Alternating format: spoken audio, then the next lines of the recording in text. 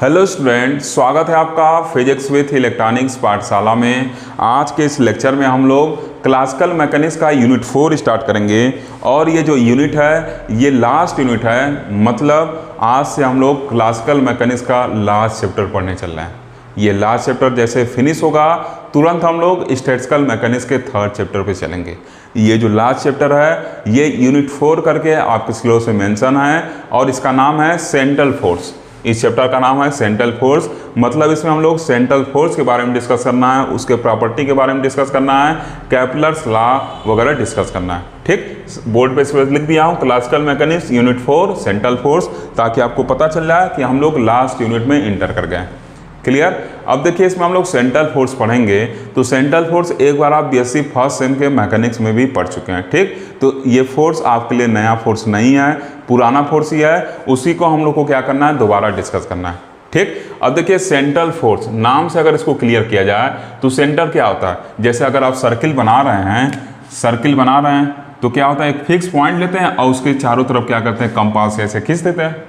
तो ये सेंटर होता है। ये सेंटर क्या होता है, एक फिक्स पॉइंट होता है। वैसे ही इसके इधर भी सेंटर का ही है चाहे सेंट्रल का ही है, बात है कि है। ठीक, इसके इधर भी क्या है, सेंट्रल जुड़ा हुआ है। इसका मतलब इस फोर्स का भी किसी एक फिक्स पॉइंट से कुछ लेना देना होगा। इस फोर्स का भी कहीं ना कहीं एक फिक्स पॉइंट से कुछ लेना देना होगा। इसी वजह से इस फोर्स का नाम सेंट्रल फोर्स पड़ा।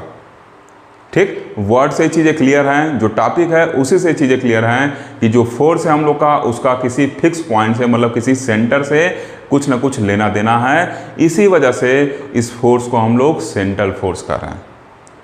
क्लियर है चीज़। तो देखिए सेंट्रल फोर्स होता क्या है, पहले इसको समझा जाएगा और फिर आगे तक डेफिनेशन पे चला जाएगा। ठीक, तो देखिए यहाँ पे क्या है, मान लेना कि हम लोग का कोऑर्डिनेट एक्सिस है। कौन कौन सा, एक्स वाई और क्या है, जेड एक्सिस है। क्लियर, कौन कौन सा एक्सिस है, एक्स वाई जेड एक्सिस है। अब देखिए यहाँ पे मान ले रहे हैं कि ये ओरिजिन है, इस पे एक चार्ज Q1 रखा हुआ है प्लस Q1, और यहाँ पे क्या है, एक चार्ज है जो क्या है माइनस Q2 है, और ये क्या है आपका P पॉइंट है। कौन सा पॉइंट है, P पॉइंट है। ठीक, अब इस O से P का जो डिस्टेंस है हम लोग क्या करते हैं कोऑर्डिनेट में, इसको एक पोजीशन वेक्टर R वेक्टर से दिखाते हैं। एक पोजीशन वेक्टर R वेक्टर से दिखाते हैं। ठीक, अब देखिए क्या होगा, इस पोजीशन वेक्टर का जो डायरेक्शन होगा इसको कैसे लिखाता है, R वेक्टर को magnitude of R into direction of R cap, मतलब यूनिट वेक्टर एलॉन्ग R ऐसे लिखा जाता है इस R कैप को। ये चीज़ आपको पता है। तो ये जो R वेक्टर उसका वैल्यू क्या है, R into magnitude into direction. ये R कैप क्या है, यूनिट वेक्टर है along R vector. Clear, vector में पढ़े। अब देखिए क्या होगा, इस ये फिक्स पॉइंट जो Q1 है, मतलब जो फिक्स पॉइंट O पे क्या है Q1 चार्ज रखा है, ये क्या करेगा Q2 को अपने तरफ अट्रैक्ट करेगा। मतलब इस पे एक फोर्स क्या लगेगा, F इस पे लगेगा। एक फोर्स F इस पे लगेगा। इस पे इधर सेंटर की तरफ क्या होगा, इस पे एक फोर्स लगेगा। ये चीज़ क्लियर। ये फोर्स किधर लग रहा है, Q1 माइनस Q2 चार्ज है, तो unlike charge attract to each other. तो ये क्या है, माइनस Q2 है, ये प्लस Q1 है, तो Q2 क्या होगा, Q1 की तरफ अट्रैक्ट होगा। मतलब फोर्स क्या होगा, इस डायरेक्शन में लगेगा। किस डायरेक्शन में, इस R कैप। ये R कैप क्या यूनिट वेक्टर है जो किधर होता है, यूनिट वेक्टर हमेशा क्या होता है, इंक्रीजिंग डायरेक्शन में होता है। तो R कैप किधर इंक्रीज कर रहा है, इधर इंक्रीज कर रहा है। तो R कैप का डायरेक्शन क्या होगा, इधर होगा, और F का डायरेक्शन क्या हो रहा है, इधर हो रहा है। दोनों क्या है, दूसरे के अपोजिट डायरेक्शन में है। क्लियर है चीज। अब देखिए यहाँ पे क्या है, आप कह सकते हैं कि जो F1 फोर्स है वो सेंटर की तरफ लग रहा है, और सेंटर क्या माने हम लोग, O को माने हैं। क्लियर, मतलब जो यह फोर्स है वो एक फिक्स पॉइंट की तरफ लग रहा है, इस वजह से इस फोर्स को क्या कहेंगे, सेंट्रल फोर्स कहेंगे। दूसरा चीज देखिए, अगर इसी चार्ज Q2 को हम क्या करें, जो चार्ज माइनस Q2 है, अगर इसी को प्लस Q2 से रिप्लेस कर दें। जैसे मान लीजिए ये आपका कोऑर्डिनेट एक्सिस हो गया एक्स वाई जेड, ये कोऑर्डिनेट एक्सिस हो गया। अब जो चार्ज यहाँ जो चार्ज क्या था, प्लस Q1 था, और यहाँ पे भी प्लस Q2 कर दें। Q2 चार्ज जो माइनस था उसको पॉजिटिव कर दें, तो फिर इसको इसे मिलाएंगे। मान लेना ये क्या है, पॉइंट P है।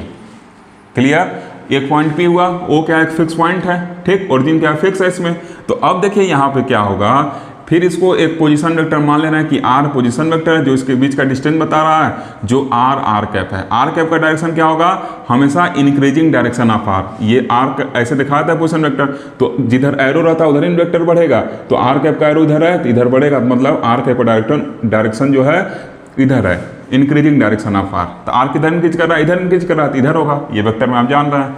अब देखिए ये दोनों लाइक चार्ज हैं बिकॉज बोथ है पॉजिटिव चार्ज, तो दोनों लाइक चार्ज हुए, तो आपको पता है like charge repel to each other. This means what, the force acting on Q2 is away from the fix point O।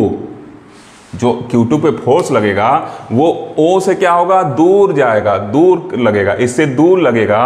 और यहाँ पे निगेटिव चार्ज था तो ये टूवर्ड्स दी O लग रहा था, ये जो फोर्स था टूवर्ड्स दी O था, मतलब O की तरफ लग रहा था। और ये क्या है, प्लस Q2 होने की वजह से ये आपस में रिपेल करेगा, ये Q1 इसको रिपेल करेगा, धक्का देगा, तुम दूर भागो, ये क्या होगा, अवे फ्रॉम O लगेगा, ठीक। लेकिन ये भी, इसका भी एक फिक्स पॉइंट से लेना देना है, एक फिक्स पॉइंट से फोर्स लग रहा है इस पे, जिस पे चार्ज Q1 रखा हुआ है। तो इस तरीके के फोर्स को हम क्या कहेंगे, सेंट्रल फोर्स कहेंगे। जो क्या डेफिनेशन निकल रहा है यहाँ से, ऐसा फोर्स जो या तो सेंटर की तरफ लगता हो या सेंटर से दूर लगता हो, ऐसे फोर्स को क्या कहेंगे, सेंट्रल फोर्स कहेंगे। इसमें सेंट्रल का कॉन्सेप्ट आया, इस वजह से इस फोर्स को क्या कर रहे हैं, सेंट्रल फोर्स कर रहे हैं। और ये ओरिजिन क्या है, this is fix point, this origin is fix in any coordinate. किसी कोऑर्डिनेट में ओरिजिन क्या फिक्स है, तो जब ये फिक्स पॉइंट है तो आप ये भी कह सकते हैं कि ऐसा फोर्स जो किसी फिक्स पॉइंट की तरफ लग रहा हो या किसी फिक्स पॉइंट से दूर लग रहा हो, उसको क्या कहेंगे हम, सेंट्रल फोर्स कहेंगे। Clear. Plus charge minus charge, देखिए यहाँ माइनस यहाँ प्लस चार्ज रख के इस चीज़ को मैं समझा दिया, उम्मीद करता हूँ आप समझ गए होंगे। क्लियर। जब दूर लगेगा फोर्स तो इसका मतलब रिपल्सिव नेचर का होगा, जब नज़दीक लगेगा फोर्स तो इसका मतलब क्या होगा, अट्रैक्टिव नेचर का होगा। एक चीज़ और समझिए, अब देखिए इसमें R इधर लग रहा है, R कैप का डायरेक्शन इधर है और F का डायरेक्शन भी इधर है, मतलब दोनों सेम डायरेक्शन में है। This means what, this force F is positive in nature.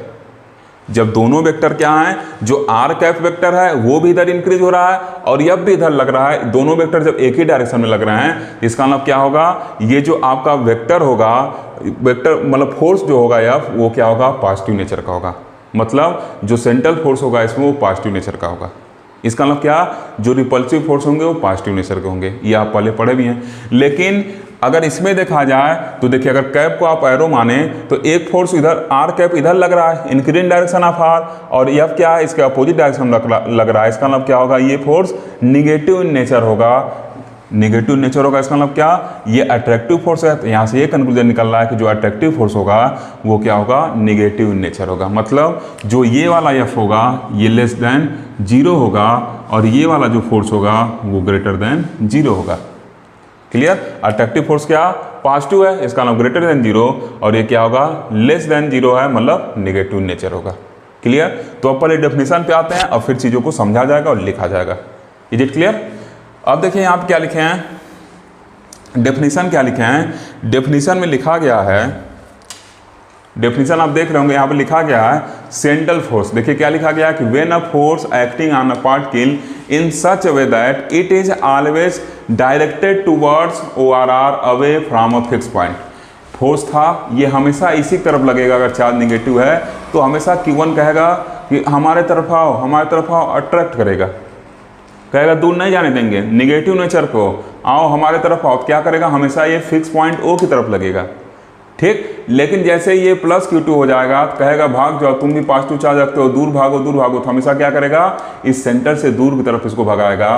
तो ये वाला जो फोर्स है ये सेंटर से अवे लग रहा है, और ये वाला जो फोर्स है ये क्या हो रहा है, सेंटर से नजदीक, सेंटर की तरफ लग रहा है। तो वही चीज लिखा गया है कि when a force act on a particle in such a way that it is always directed towards ORR away from a fixed point, O is fixed, origin is fixed in both coordinate, origin fix है, तो उसे क्या कहेंगे हम, fix point कहेंगे, sorry fix point, and its magnitude depends only upon the distance from the point. और इसका जो मैग्नीट्यूड होगा वो इस पॉइंट से, मतलब इनके बीच का कितना दूरी है उस पर डिपेंड करेगा। अभी आगे उसको बताएंगे, ठीक। इस पर बस डिपेंड करे,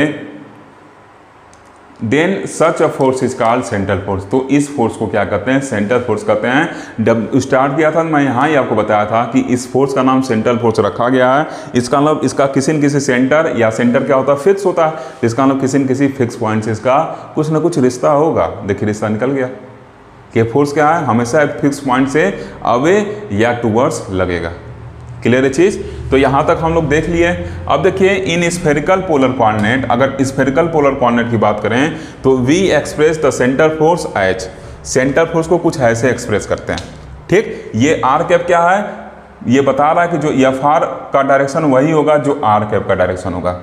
एफ आर का डायरेक्शन वही होगा जो आर कैप का डायरेक्शन होगा। अगर दोनों अपोजिट होंगे एक दूसरे के तो यहाँ निगेटिव आ जाएगा। दोनों अगर एक ही दिशा में लगेंगे, जैसे यहाँ पे दोनों फोर्स क्या लग रहे थे? एक ही दिशा में लग रहे थे, तो ये क्या हो जा रहा था? आपका पॉजिटिव हो जा रहा था। यहाँ पे जब निगेटिव मतलब एक दूसरे दिशा में एक दूसरे दिशा में है तो क्या हो जाएगा? निगेटिव हो जाएगा। ठीक, लेकिन जनरल डेफिनेशन तो दिया होता है, कैसे लिखा जाता है कि F R equal to magnitude of this force into R cap. ठीक, इसी को आप आगे चाहें तो आर कैप का वैल्यू क्या होता है? आर कैप का वैल्यू कुछ ऐसे होता है, F R magnitude of the centre force and unit vector equal to vector divided by its magnitude. जब वेक्टर नहीं लगा रहे तो इसका नाम मैग्नीट्यूड है, वेक्टर लगा रहे मतलब वेक्टर क्वांटिटी है, और आर कैप लगा रहे मतलब यूनिट वेक्टर। ये चीज़ तो आपको क्लियर है। ठीक, तो सेंट्रल फोर्स को कुछ ऐसे डिफाइन किया जाता है। किसमें? स्फेरिकल पोलर कोऑर्डिनेट मतलब क्या? R theta phi. जब आर वगैरह यूज कर रहे हैं तो किसमें यूज होगा? स्फेरिकल पोलर कोऑर्डिनेट में। अगर एक्स वाई जेड यूज करते हैं तो ये किसमें होता है? कार्टेशियन कोऑर्डिनेट में होता। क्लियर है चीज? अब देखिए where F are is any function of distance R, जो एफ आर होगा ये डिस्टेंस पर डिपेंड करेगा। यहाँ चीज़ बताए थे कि किस पर डिपेंड कर रहा है? Distance from the point. तो ठीक, ये डिस्टेंस पर डिपेंड करेगा। And r cap equal to इतना is a unit vector along are from a fix point. और आर कैप जो है ये यूनिट वेक्टर है, कहाँ से? जो फिक्स पॉइंट है वहाँ से। तो क्या लिखा गया? Is a unit vector along are from the fix point. Clear? R जो फिक्स पॉइंट है उसके एलॉन्ग क्या है? ये यूनिट वेक्टर है। जो ये फिक्स पॉइंट से आर जो आपका है ना वेक्टर, इसके एलॉन्ग क्या है? यूनिट वेक्टर है। क्लियर? यहाँ तक चीज़ें क्लियर हो गएंगी। जो सेंट्रल फोर्स होगा उसका मैग्नीट्यूड, और उसमें क्या करें? आर कैप का अगर कर दें मल्टीप्लाई, मतलब डायरेक्शन दिखा दें, क्योंकि वेक्टर है तो मैग्नीट्यूड के साथ डायरेक्शन रखेगा। डायरेक्शन किस पर डिपेंड करेगा? आर कैप के डायरेक्शन के एलॉन्ग इसका डायरेक्शन होगा। आर कैप के एलॉन्ग ही होगा, मतलब या तो इधर हो सकता है या तो इधर। एलॉन्ग मतलब क्या? या तो इधर हो सकता है इसके सेम डायरेक्शन में, या तो इधर इसके अपोजिट डायरेक्शन में हो सकता है। मतलब उसी के अपोजिट या इसके अपोजिट या इसके तरफ हो सकता है। क्लियर? तो अब थोड़ा सा जगह बनाऊंगा और फिर तब इस फिगर के बारे में कुछ लिखूंगा और फिर आपको समझाऊंगा। ओके ओके स्टूडेंट, देखिए यहाँ तक हम लोग डिस्कस किए थे। अब इसके आगे देखिए क्या लिख सकते हैं। इसको मैं क्वेश्चन फर्स्ट बना दिया हूँ क्योंकि कुछ अभी हम लोग को रिजल्ट लिखना है इसमें। ठीक, देखिए क्या लिखे हैं कि the force F is attractive, or r repulsive if F are is less than zero. अगर जो एफ आर होगा less than zero means what? Negative होगा। Or r F are is greater than zero मतलब F r positive होगा respectively as shown in figure first. ठीक, मतलब अगर जो फोर्स का मैग्नीट्यूड है वो निगेटिव आएगा, जीरो से छोटा आएगा, तो उस फोर्स को हम क्या कहेंगे? अट्रैक्टिव फोर्स कहेंगे। और जब उसका मैग्नीट्यूड क्या होगा? जीरो से बड़ा आएगा तो उसको क्या कहेंगे? रिपल्सिव फोर्स कहेंगे। क्लियर? जैसा कि फिगर फर्स्ट जो बना है इसमें देखिए एक्सप्लेन किया हुआ है। मान ले रहे हैं कि O क्या है? एक सेंटर है। सेंटर क्या होता है? हमेशा फिक्स पॉइंट होता है। क्लियर? एक पॉइंट P है। क्लियर? अब देखिए इस O से P का जो डिस्टेंस है उसको हम लोग एक पोजीशन वेक्टर, जब हम लोग वेक्टर को डील कर रहे हैं तो हम लोग पोजीशन के लिए क्या यूज करेंगे? पोजीशन वेक्टर यूज करेंगे। तो मान ले रहे हैं पोजीशन वेक्टर क्या है? आर कैप है। अब आपको पता है कि जो वेक्टर है पोजीशन वेक्टर, इसका जो डायरेक्शन होगा हमेशा इसके इंक्रीजिंग डायरेक्शन में होगा।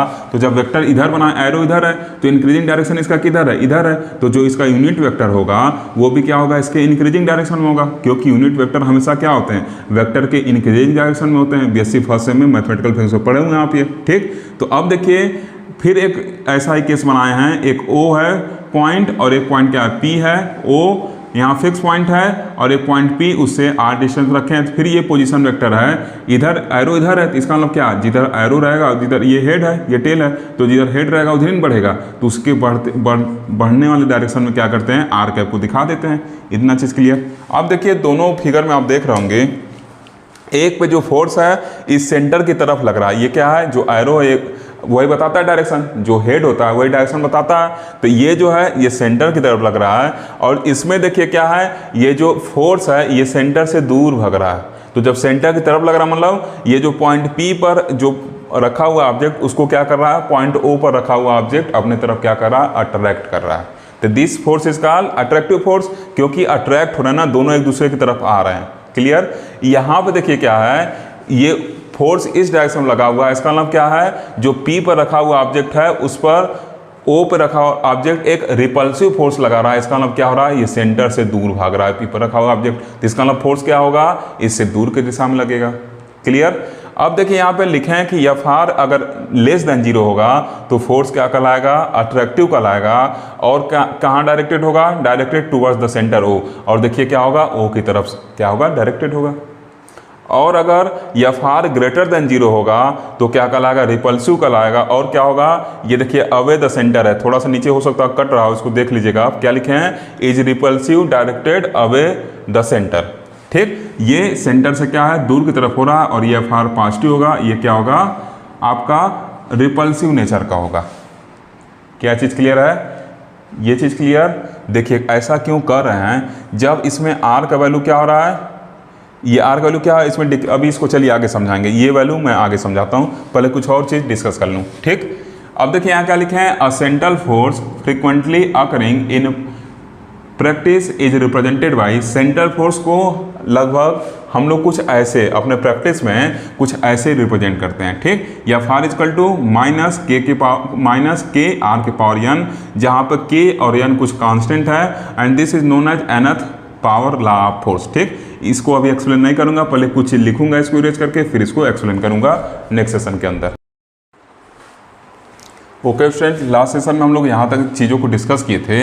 ये हम लोग एक डेली प्रैक्टिस के लिए एक जनरल फॉर्म लिखे थे, या Fr इजकल टू माइनस के power k divided by r के पावर n, और इसको क्वेश्चन 2 वैसे नाम दे दिए हैं। ठीक, तो देखिए यहाँ पे क्या है, n का वैल्यू कुछ भी हो सकता है, k का वैल्यू कुछ हो सकता है। ऐसे मान लीजिए इलेक्ट्रोस्टैटिक फोर्स है तो k का वैल्यू क्या होगा, Q1 Q2 अपॉन 4πε0 हो सकता है, या अगर मान लीजिए ग्रेविटेशनल फोर्स है तो G m1 m2 हो सकता है। तो ऐसे कुछ इसका वैल्यू हो सकता है। ठीक, आगे अभी एग्जांपल लेंगे तो उसमें k का वैल्यू आपको मिलेगा। क्लियर। तो अब यहाँ पे देखिए क्या है, जो k और n ये दोनों कांस्टेंट है, और n का जो पावर होगा वही बताएगा कैसा फोर्स है। अगर n का पावर 2 हो जाता है तो क्या कहते हैं, इसको इनवर्स स्क्वायर फोर्स कहते हैं, या इनवर्स स्क्वायर लॉ फोर्स कहते हैं। ठीक, R क्या है, इनवर्स फॉर्म में है, तो इनवर्स हुआ, और R के पावर 2 रहेगा तो इसको स्क्वायर कहेंगे, तो inverse square law of force कहते हैं, जो ग्रेविटेशनल फोर्स या फिर आप कह सकते हैं कि इलेक्ट्रोस्टैटिक फोर्स होता है। क्लियर। तो अब देखिए अगर k का वैल्यू पॉजिटिव है तो ये क्या होगा, अगर k का वैल्यू पॉजिटिव होता है इसका मतलब यहाँ निगेटिव आ रहा है फोर्स में, तो इसको हम क्या कर देंगे, अट्रैक्टिव होगा। और अगर k का वैल्यू निगेटिव होगा तो हम क्या कर देंगे कि फोर्स जो होगा रिपल्सिव होगा।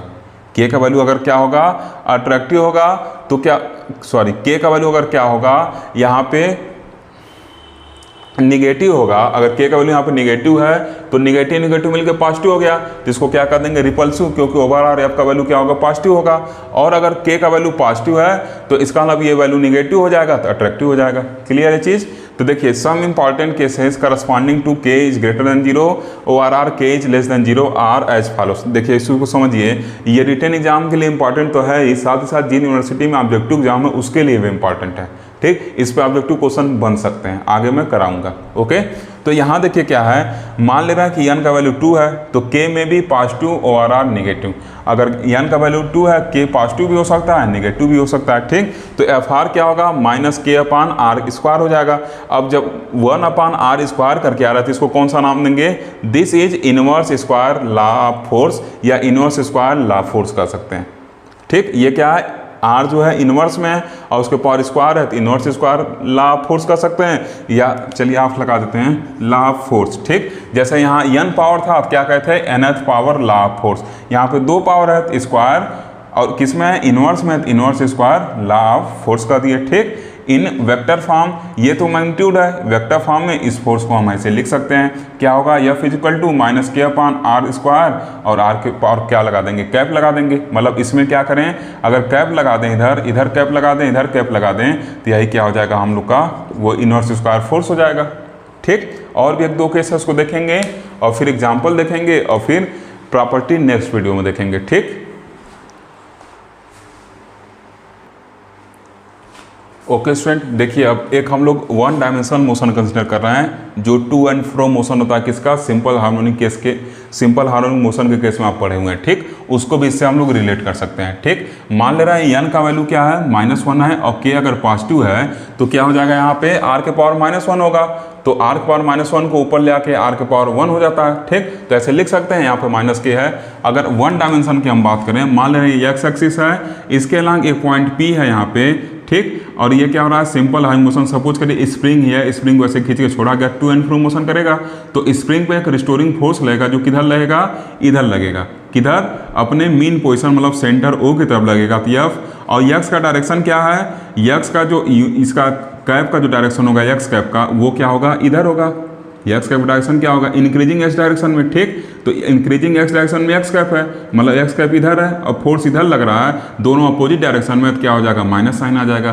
तो माइनस के, और कितना डिस्टेंस है, अगर आर रहता है तो आर लिखते हैं, अब यहाँ पे आर की जगह यक्स ले रहे हैं तो यक्स, और क्या हो जाएगा, यक्स कैप हो जाएगा। क्लियर है चीज। तो ऐसे लिखा गया कि in one dimension r equal to x, तो F x equal to minus k x होता है, आप पढ़े हैं रिस्टोरिंग फोर्स होता है। This is the restoring force as in case of simple harmonic motion in vector form F x equal to minus k x. अब r cap रहता था आर के लांग, तो आर की जगह एक्स ले रहे हैं, कार्टेशियन कोऑर्डिनेट बात कर रहे हैं, तो आर की जगह क्या हो जाएगा, बस वन डायमेंशन है, तो आर इक्वल टू क्या होता है, जो आर होता है आर इक्वल टू क्या होता है, एक्स आई कैप वाई जे कैप और जेड के कैप होता है, तो ये दोनों जीरो हैं, तो आर इक्वल टू क्या होगा, जो आर वेक्टर होगा वो एक्स आई कैप, तो आई कैप को हम लोग एक्स कैप भी लिख सकते हैं, मतलब unit vector along x axis, तो क्या हो जाएगा, एक्स एक्स कैप। ठीक, तो वही क्या हो गया, माइनस के एक्स और एक्स कैप मतलब unit vector along x axis. तो ये क्या हो गया, हम लोग का एक फोर्स हो गया, और ये क्या है, लीनियर फोर्स है। और ये कौन सा फोर्स है, वही फोर्स है जो हम लोग सिंपल हार्मोनिक मोशन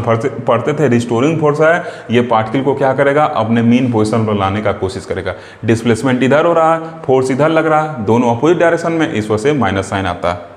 क्लियर है चीज, क्लियर। अब आगे इसके कुछ एग्जाम्पल देखेंगे और फिर वीडियो को फिनिश कर देंगे। ओके स्टूडेंट, अब देखिए हम क्या करेंगे, एग्जाम्पल देखेंगे, एग्जाम्पल ऑफ सेंट्रल फोर्सेस। तो देखिए लिखे हैं कि the example of central forces are, पहला क्या है, gravitational force of attraction between two masses. ठीक, मान ले रहे हैं कि एक मास P पे रखा है, एक Q पे रखा है। ठीक, अब ये क्या है, P वाला मान ले रहे हैं M1 जो है फिक्स है। ठीक, जैसे ऐसे समझिए क्या होता है, ऐसे हम लोग का जो ये अर्थ है, ये सन क्या है, फिक्स है, फोकस पे इलिप्स के, अर्थ का यहाँ पे है, तो वो यही वाला फोर्स लगता है, तो ये सन फिक्स है, तो सन का कुछ मास होगा और कुछ मास क्या होगा, अर्थ का होगा। मान ले रहे हैं कि मास ऑफ ये सन है और ये मास ऑफ क्या है, अर्थ है। ठीक, तो क्या करेगा, इसको अपने तरफ खींचे रहता है फोर्स ऑफ अट्रैक्शन से, अदरवाइज पता चले कि अर्थ निकल के कहीं और घूमने लगे। ठीक, तो क्या करेगा, अपने ऑर्बिट में इस खींचता है, तो एक मास फिक्स है, दूसरे मास को क्या करता है, खींचता है। तो उसका ऐसा एग्जांपल नहीं है कि M1 यहाँ पर रखा हुआ P पे और एक मास M2 Q पे रखा हुआ है, तो ये क्या करेगा, जो M1 है M2 को अपने तरफ खींचेगा। अब देखिए इनके बीच का डिस्टेंस मान ले रहे हैं R वेक्टर है, और ये R वेक्टर क्या होगा, यहाँ से ड्रा किए हैं तो इधर एरो होगा इसका।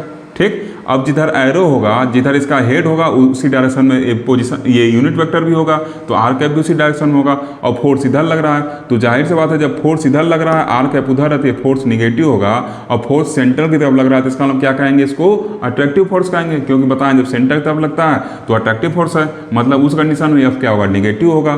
तो देखिए लिखा गया है कि according to Newton's law of universal gravitation the force of gravitational attraction between any two masses M1 and M2 separated by distance r is given by f equal to, minus क्या हो रहा है, क्योंकि r के opposite direction में f लग रहा है, r के अपोजिट डायरेक्शन में f लग रहा है, इस वजह से माइनस साइन आ रहा है, तो क्या होगा, minus G(M1)M2 upon r square, और ये क्या हो गया आपका, r कैप हो गया। क्लियर है चीज। अब देखिए यहाँ पे r कैप क्यों लगाएं, क्योंकि ये जो फोर्स है क्या हो रहा है, इसी r कैप के लाइन के अपोजिट या उसकी दिशा में लगेगा। ठीक, वही सेंट्रल फोर्स है जो क्या हो रहा है, इससे फिक्स पॉइंट की तरफ लग रहा है ये। ठीक, लेकिन आर के अपोजिट दिशा में लग रहा है, तो इस वजह से माइनस साइन आया है। क्लियर, तो G(M1)M2 अपॉन r स्क्वायर, या पढ़े फोर्स ऑफ अट्रैक्शन होता है क्लास 11 में, और r कैप लगा दिए। क्लियर है चीज। यहाँ माइनस साइन ये बता रहा है कि जिधर r कैप का डायरेक्शन है उसके अपोजिट दिशा में ये अट्रैक्शन फोर्स लग रहा है। ठीक, तो अब इसको कुछ ऐसे लिख सकते हैं, अगर जो हम पीछे कांस्टेंट के यूज किए हैं, कि जो हम जनरली हम लोग सेंट्रल फोर्स को देखते हैं, तो यह इक्वल टू माइनस के अपॉन r स्क्वायर लिख सकते हैं, और ये r कैप लगा दिए, तो k इक्वल टू G(M1)M2 लिख दिए। अब देखिए this is an inverse law of force, और ये क्या इनवर्स लॉ ऑफ फोर्स है, और सेंटर फोर्स का एग्जाम्पल भी है, क्योंकि क्या हो रहा है, एक फोर्स ये जो फोर्स है एक फिक्स पॉइंट की तरफ क्या हो रहा है, लग रहा है। क्लियर है चीज़। तो यही देखिए पावर आर का 2 आया तो इसको इनवर्स स्क्वायर ला फोर्स कर सकते हैं। और जो जैसे अर्थ का मोशन होता है सन के अराउंड, तो इसी फोर्स से क्या करता है, वो अट्रैक्ट होता है ग्रेविटेशनल फोर्स से। ठीक, तो ये चीज़ हो गया। अब देखिए माइनस साइन एक तो यहाँ से आप समझ रहे हैं क्यों आ रहा है, क्योंकि दोनों का डायरेक्शन इनवर्स है। दूसरा चीज़ ये भी इसके पीछे तथ्य है, इसके पीछे रीजन दिया जाता है कि आर डिक्रीज हो रहा है, इस माइनस साइन ये बता रहा है, माइनस साइन यहाँ ये बता रहा है कि आर क्या हो रहा है, डिक्रीज हो रहा है। क्लियर है चीज़। यहाँ का माइनस साइन सिंपली ये बताता है कि आर क्या हो रहा है, डिक्रीज हो रहा है। दूसरे तथ्य जो दिए जाते हैं उसमें कहा जाता है। लेकिन वास्तव में ये क्या है, जब फोर्स क्या हो रहा है, इसके अपोजिट डायरेक्शन लग रहा है और आर उधर बढ़ रहा है, तब ये आ रहा है वेक्टर से इस चीज़ को आप पहचान कर सकते हैं। लेकिन जब हम लोग छोटे रहते हैं तो हम लोग पढ़ा जाता है कि अट्रैक्टिव फोर्स है, आर क्या हो रहा है, घट रहा है, तो आर का घटना ही नेगेटिव साइन से बताया जा रहा है। तो ये भी तथ्य सही है भाई, डिस्टेंस घट रहा है तो उसी को नेगेटिव साइन से दिखा दिया गया। क्लियर है चीज़। अब दूसरा एग्जाम्पल देखेंगे। ओके स्टूडेंट, अब देखिए एक और एग्जांपल हम लोग लिए हैं, इलेक्ट्रोस्टैटिक फोर्स ऑफ, ये क्या हो सकता है, अट्रैक्शन भी हो सकता है, ORR रिपल्सन। ठीक, अगर लाइक चार्ज रहेंगे तो रिपल करेगा, अनलाइक चार्ज रहेंगे तो अट्रैक्ट करेगा। ठीक, तो ये भी सेंट्रल फोर्स का एग्जांपल है। देखिए अगर दो चार्ज मान ले रहे हैं प्लस Q1 और प्लस Q2 रखा हुआ है और इनके बीच का पोजीशन वेक्टर R है, तो यूनिट का भी उसी दिशा में लगेगा जिधर बढ़ रहा है, जिधर एरो है उधर ये भी लगेगा। तो जो फोर्स होगा ये क्या करेगा, इसको रिपेल करेगा। तो फोर्स इससे सेंटर से दूर की तरफ लगेगा।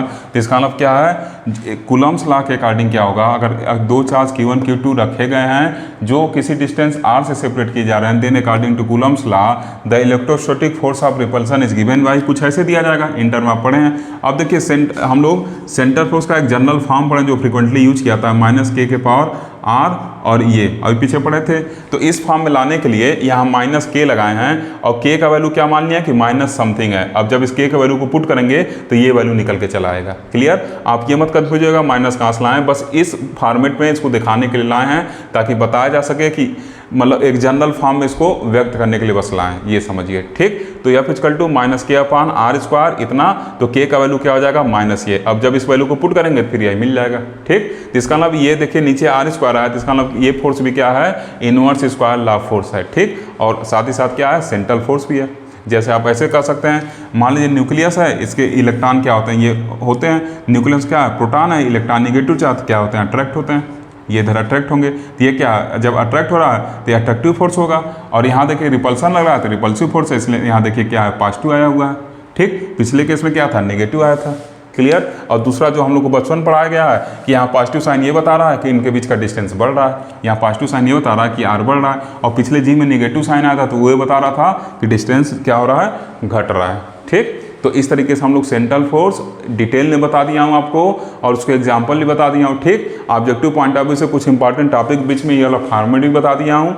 ओके, तो ये सब एग्जांपल है और फिर आप वो भी एग्जांपल ले सकते हैं, रिस्टोरिंग फोर्स का एग्जांपल भी इसमें लिख सकते हैं। ओके, तो सेंट्रल फोर्स क्या है, एक ऐसा फोर्स है जो हमेशा एक फिक्स पॉइंट की तरफ या उससे दूर क्या होगा, लगेगा, एक्ट होगा। ठीक, तो आज के लेक्चर में बस इतना ही। अब नेक्स्ट लेक्चर में हम लोग सेंट्रल फोर्स की प्रॉपर्टी लिखेंगे और उसको प्रूव करेंगे। Thank you for watching.